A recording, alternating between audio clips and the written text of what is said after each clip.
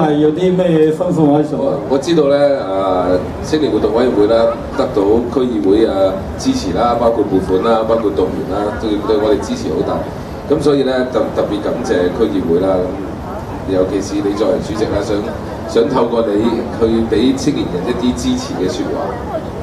其實青年人咧，你睇後面嗰啲紅卜卜，係咪好似今日個陽光咁燦爛啦？係咪？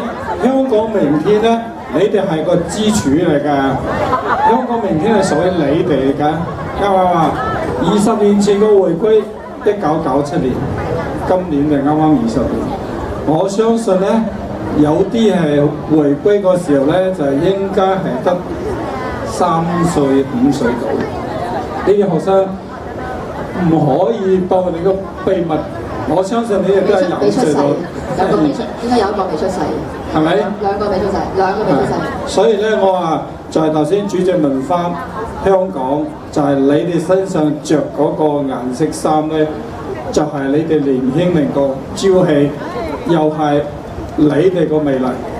啱唔啱啊？東區區議會喺 D.O 嘅領導下咧，我哋一定去將我哋個青年活動喺我哋主席嘅領導下咧，更加多元化，讓你哋青年咧發揮更加多啲才能、智慧為香港個明天咧，真係咧貢獻你哋個力量。我相信專員又好，主席好，都希望你哋係香港個棟梁。